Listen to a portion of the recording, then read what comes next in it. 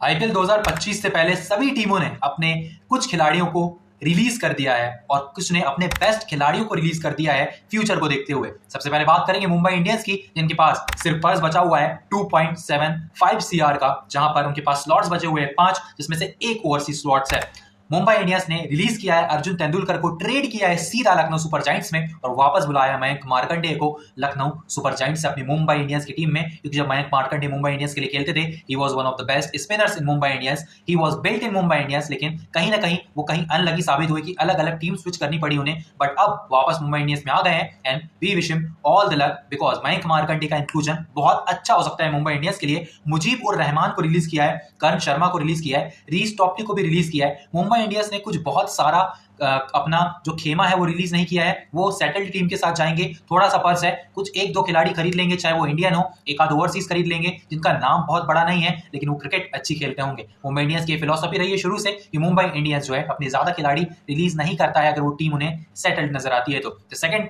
Thing is Delhi Capitals. Delhi Capitals ने वापस बुलाया है दिल्ली के लड़के को, विच इज नीतीश राणा। नीतीश राणा अभी तक के लिए राजस्थान रॉयल्स में खेलते थे, but now he will play for Delhi Capitals for the first time in his career, क्योंकि नीतीश राणा के लिए दिल्ली की पिच सुटेबल भी है और नीतीश राणा उतने ही प्राइस पर जो है दिल्ली कैपिटल्स में आए हैं। दिल्ली कैपिटल्स के पास बचा हुआ है 21.80 सीआर का पर्स, जो कि बहुत बड़ा है, और उनके पास स्लॉट्स बचे हुए हैं 8, 5 ओवरसीज स्लॉट्स है। वहीं पर बात करूं अगर रिलीजेस की, तो बहुत बड़े बड़े खिलाड़ी रिलीज किए हैं। आप सोच भी नहीं सकते थे कि वो जैक फ्रेशर-मर्फ को रिलीज करेंगे। JFM is one of the best players of Delhi Capitals. पिछले सीजन में उन्होंने वो दिखाया क्विक फायर, और मुंबई इंडियंस हो चाहे वो आरसीबी हो, किसी भी टीम के खिलाफ जैक फ्रेशर-मर्फ ने रन बनाए थे और वो रन वर्दी भी थे, चाहे वो पहली इनिंग में हो या दूसरी इनिंग में। दूसरी इनिंग से ज्यादा प्रभाव उनका पहली इनिंग में नजर आता था, लेकिन Jack Fraser McGurk is one of the best players of Delhi Capitals.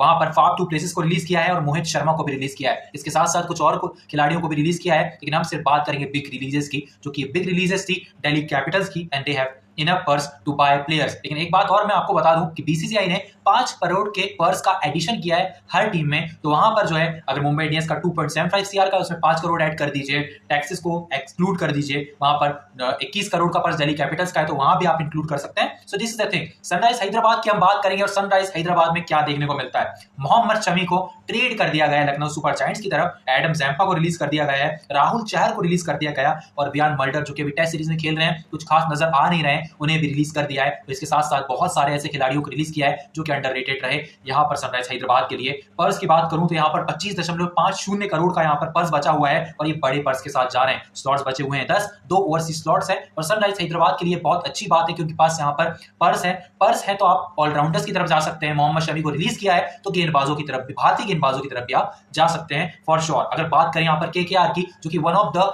Biggest purse है इस आईपीएल का, यहां पर 63.30 करोड़ का पर्स बचा हुआ है। 64 करोड़ का पर्स है और 64 करोड़ में 5 करोड़ बीसीसीआई की मिला दीजिए, around 70 crore they have to buy players in their team. बहुत सारी रिलीजेस भी रही हैं, उसमें से ही खरीदना होगा, लेकिन यहां पर एक सेटबैक सा रहा है आंद्रे रसल के लिए पिछले 2 सालों में, इसीलिए आंद्रे रसल को रिलीज कर दिया है कोलकाता नाइट राइडर्स ने। वहीं पर बात करूं एंड्रिक नॉर्किया आते हैं, मोइन अली आते हैं, क्विंटन डिकॉक आते हैं, रहमानुल्लाह गुरबाज आते हैं, स्पेंसर जॉनसन आते हैं, वेंकटेश अय्यर भी आते हैं, जिन पर बहुत खर्चा किया था केकेआर ने पिछले सीजन और बहुत बड़ा अमाउंट रिलीज हुआ होगा उससे।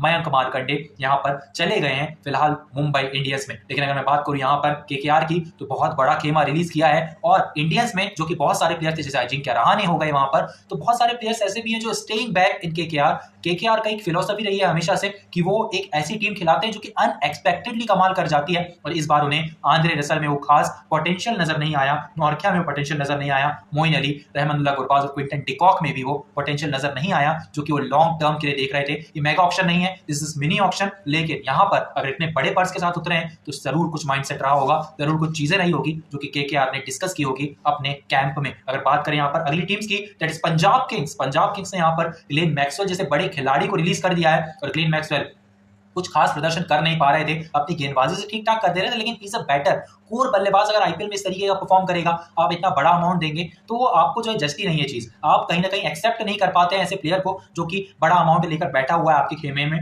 जॉश इंग्लिश को रिलीज किया, आरन हार्डी को रिलीज किया, कुलदीप सेन को भी रिलीज किया। एरन हार्डी के बाद अगर कुलदीप सेन को भी रिलीज किया है, इसके साथ साथ कुछ प्लेयर्स को रिलीज किया है जो कि अनकैप्ड थे, तो पंजाब किंग्स के लिए भी यहाँ पर पर्स खाली हो जाता है, लेकिन उतना बड़ा नहीं है। 11.5 करोड़ का पर्स है। पिछले साल डिफेंडिंग चैंपियंस थे, पिछले साल जो है रनर्स अप थे, डिफेंडिंग चैंपियंस नहीं थे।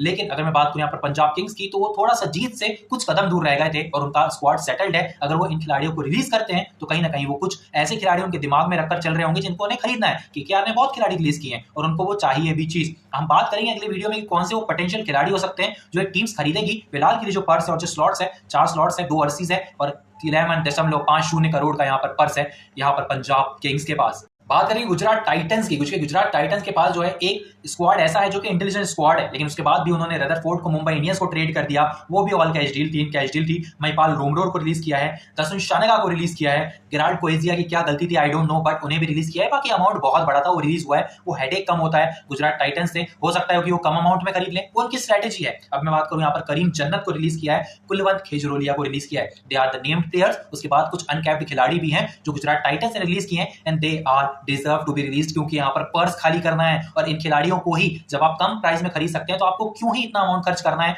कि आप पिछले साल के अमाउंट में गेराल्ड कोएजिया को रखें, महिपाल लोमरोर को रखें या फिर करीम जन्नत को रखें, कुलवंत खेजरोलिया को रखें।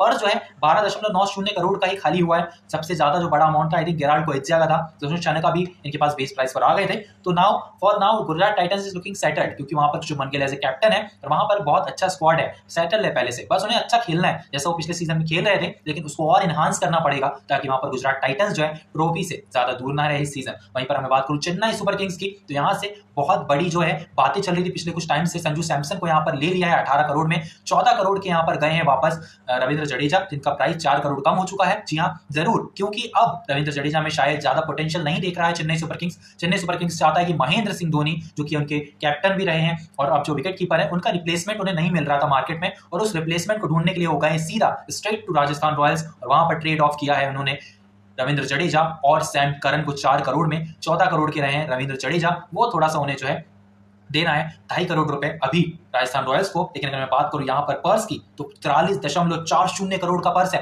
दूसरा सबसे बड़ा पर्स इस आईपीएल का है सीएसके के पास, और Chennai super Kings is not behind KKR, क्योंकि उनके पास स्क्वाड अच्छा है केकेआर से फिलहाल के लिए। स्लॉट जो है 9 बचे हुए हैं, 4 ओवरसीज रख सकते हैं आप। आपने रिलीज किया है जडेजा को, रचन रविंद्रा को आपने रिलीज किया है, डीवन कॉनवे को, 2 ओपनर्स आपने straight to the point release कर दिए। आपके पास अब ऋतुराज गायकवाड़ है, संजू सैमसन है टू बी द ओपनर्स। आपके पास यहाँ पर आपने रिलीज किया है सैम करन को, दीपक हुडा को, विजय शंकर को, राहुल त्रिपाठी को और मतीशा पथिराना को। राहुल त्रिपाठी को रिलीज करना ये मिडिल ऑर्डर के लिए अच्छी बात है, क्योंकि उन्हें एक मिडिल ऑर्डर का बल्लेबाज चाहिए था। राहुल त्रिपाठी के पास पोटेंशियल तो है, लेकिन वो उतना परफॉर्म नहीं कर पा रहे थे, इसीलिए उन्होंने रिलीज किया है। लेकिन पथिराना को रिलीज करना मेरे लिए एक सरप्राइज है। इतना बड़ा पर्स आपके पास जरूर है, लेकिन पथिराना अगर दूसरी टीम में चले जाते हैं तो ऐसा दूसरा गेंदबाज यहाँ पर नहीं आएगा चेन्नई सुपर किंग्स के पास दोबारा। हालांकि जडेजा को रिलीज करना एक बहुत अच्छा माइंडसेट था, एक बहुत अच्छी ट्रिक थी, क्योंकि संजू सैमसन में आप एक कैप्टन, एक विकेट कीपर और एक फ्यूचर के लिए 3-4 साल का लीडर देख रहे हैं, और वो बहुत अच्छी बात है। सैम करन की जगह आप किसी और ऑलराउंडर को ला सकते हैं, बहुत बेकार डील नहीं है राजस्थान रॉयल्स के लिए। लेकिन रविंद्र जडेजा का आना एज कैप्टन भी हो जा सकते हैं, उन्होंने डील रखी होगी कुछ ना कुछ तो, या फिर रियान पराग है वहां पर। यहाँ पर बहुत सारे ऐसे खिलाड़ी हैं जो कि कप्तान बन सकते हैं। ध्रुव जुरेल इज आल्सो देयर। तो राजस्थान के पास बहुत चॉइसेस खुली हुई है फॉर कैप्टन, लेकिन जडेजा का देखना होगा क्या वो कप्तान बनते हैं या फिर यहाँ पर फिलहाल के लिए ध्रुव जुरेल और रियान पराग को चॉइस कहा जाता है, या यशस्वी जायसवाल भी उनके पास है। यशस्वी जायसवाल को भी कप्तान बना सकते हैं रिफ्ट को दूर करने के लिए, क्योंकि अगर रियान पराग को कप्तान बनाएंगे आप कप्तान बनाएंगे यहाँ पर ध्रुव जुरेल को, थोड़ा सीनियरिटी पे फर्क आएगा रविंद्र जडेजा की। लेकिन अगर आप यशस्वी जायसवाल को कप्तान बनाते हैं, शायद वहां पर खुश रहेंगे रविंद्र जडेजा भी। लेकिन जो परफॉर्मेंस है उतनी खास रही नहीं है यशस्वी जायसवाल की। यशस्वी जायसवाल की परफॉर्मेंस शुरुआत में अच्छी होती है, बीच बीच में थोड़ा सा जो है डाउन टाइम आता है, लेकिन वहां पर यशस्वी जायसवाल अगर इस सीजन अच्छा परफॉर्म नहीं करते, शायद अगले सीजन क्या पता रिलीज कर दे रॉयल्स उन्हें, लेकिन इस सीजन अगर कप्तान बना दिया तो उस प्रेशर के साथ, उस लीडरशिप क्वालिटी के साथ यशस्वी जायसवाल जाएंगे और अपने ऊपर रिस्पॉन्सिबिलिटी लेंगे as captain of Rajasthan Royals, I think सो।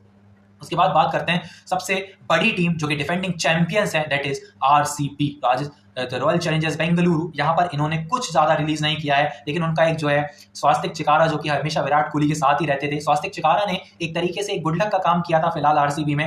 मयंक अग्रवाल को रिलीज कर दिया है, जो कि डेविड पडिक्कल के रिप्लेसमेंट के तौर पर टीम में आए थे। He is also a good player और वो मिडिल ऑर्डर में वैसा दिखाते भी हैं। आई होप कि इस सीजन वो किसी अच्छी टीम में जाए जहां पर उन्हें जगह मिले, वो स्पेस मिले खेलने के लिए, और वो फिलहाल के लिए उन्हें आरसीबी में नहीं मिल रहा था, क्योंकि वहां पर प्लेयर्स हैं ऑलरेडी।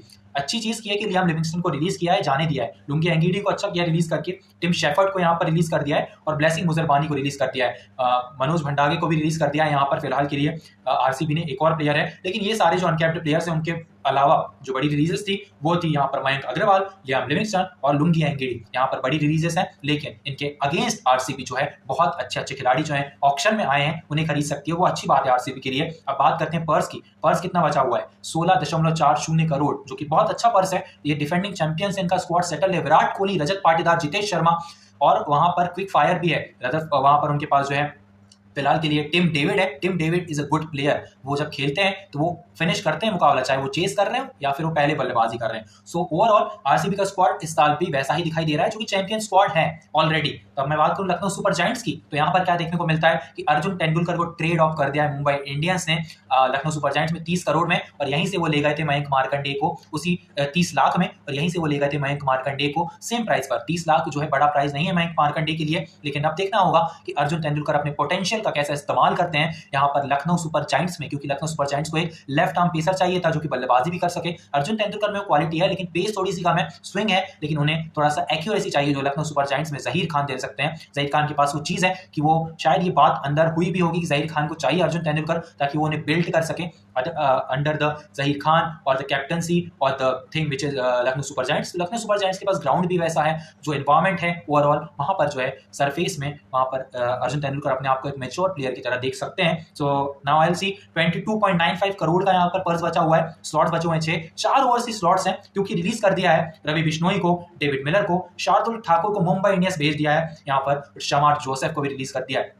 अब मैं अगर बात करूं इनके पॉइंट ऑफ व्यू से, रवि बिश्नोई की परफॉर्मेंस इन एंड आउट चल रही थी, इसलिए उन्होंने रिलीज किया है। हालांकि रवि बिश्नोई में कोई कमी नहीं है, वो किसी और टीम में जाते हैं तो जरूर विकेट लेंगे, और वो विकेट लेना जानते भी हैं टफ टाइम्स में, क्योंकि उन्होंने एक टाइम पे युजवेंद्र चहल को ओवरटेक किया था, और रवि बिश्नोई के पास वो पोटेंशियल है कि किसी भी स्पिनर को जो है ओवर शेडो कर सकते हैं। वहां पर मैं बात करूं डेविड मिलर की, मिडिल ऑर्डर का एक प्लेयर जो है डेविड मिलर के तौर पर गवा दिया है लखनऊ सुपर जायंट्स ने। अच्छी चीज है, 22 करोड़ आपके पास है, आप बहुत सारी चीजें खरीद सकते हैं इस ऑक्शन से पहले। और ये जो ऑक्शन होने वाला है ये ग्रैंड ऑक्शन है, ये मिनी ऑक्शन जरूर है, लेकिन जब बीसीसीआई 5-5 करोड़ देगी अपनी तरफ से, और जब आपके पास इतना बड़ा पर्स ऑलरेडी रहेगा, मुंबई इंडियंस के अलावा हर टीम के पास पर्स है, इसके पास पर्स नहीं है, आरसीबी के पास नहीं है और मुंबई के पास नहीं है, उनके पास स्क्वाड है। तो जिसके पास पर्स नहीं है और स्क्वाड है वो भी ठीक है, और जिसके पास स्क्वाड है, जिसके पास पर स्क्वाड नहीं है और पर्स है, that is also okay, just like KKR which is like CSK और this team Lucknow Super Giants. So we have Rajasthan Royals जिनके पास इंक्लूजन हुआ है फिलहाल अभी रविंद्र जडेजा और सैम करन का, जो कि अच्छा इंक्लूजन है। They are also happy to take them into the team instead of Sanju Samson. वो तो मार्केट में निकले थे संजू सैमसन को रिलीज करने के लिए, और वो ट्रेड हो चुके हैं, जो कि सीएसके के लिए बहुत अच्छी चीज रही है। अब देखते हैं कि यहाँ पर रविंद्र जडेजा और सैम करन क्या करते हैं राजस्थान रॉयल्स में। अगर मैं बात करूं यहाँ पर सैमसन की, राणा की, हसरंगा की, तीक्ष्णा की और फजल हक फारूकी की, इतने बड़े बड़े खिलाड़ी रिलीज किए हैं जो कि नामी है। यहाँ पर तीक्ष्णा की बात करें या फिर हसरंगा की बात करें, कहीं ना कहीं वो मिडिल ऑर्डर में काम आते थे, लेकिन हसरंगा की जो इंजरी का कंसर्न था वो था ही, तीक्ष्णा भी एकदम मुकाबले में इंजर्ड हो जाते थे, इन एंड आउट परफॉर्मेंस रहती थी। तो ओवरऑल अच्छी रिलीजेस हैं। पर्स है 16.5 करोड़ का, 6 स्लॉट्स हैं, 1 ओवरसीज स्लॉट्स खाली है। तो अगर मैं बात करूं यहाँ पर राजस्थान रॉयल्स की, तो ओवरऑल मार्केट में जाएंगे तो यहाँ पर ढूंढेंगे सैमसन का रिप्लेसमेंट, नीतीश राणा का रिप्लेसमेंट, हसरंगा और तीक्ष्णा की जगह कुछ ऐसे स्पिनर्स जो उन्हें क्वालिटी प्रोवाइड कर सकें। और मैं बात करूं फजल फारूकी की, तो ऐसा एक ओवरसीज यहाँ पर वो ढूंढेंगे। हो सकता है शमार जोसेफ को अपनी टीम में ले लें। तो बहुत सारे ऐसे प्लेयर्स हैं जो कि रिलीज किए गए हैं, उन्हें राजस्थान रॉयल्स अपनी टीम में ला सकती है। राजस्थान रॉयल्स के पास इस साल रियान पराग, ध्रुव जुरेल और रविंद्र जडेजा में से किसी एक को कप्तान बनाने का प्रेशर रहेगा, क्योंकि इससे पहले आपके पास सैमसन थे, कोई भी उंगली नहीं उठाता था, कोई भी यहाँ पर ग्रुपिंग नहीं होती थी, क्योंकि संजू सैमसन के लिए सब डेडिकेटेड थे। लेकिन इस बार देखना होगा कि कौन कप्तान बनता है और कौन अंडर द टेबल खेलता है, और तो कौन अंडर द लीडरशिप खेलता है, रविंद्र जडेजा, रियान पराग या फिर ध्रुव जुरेल की। Thank you so much for watching. Stay tuned for more updates on IPL 2026 auction.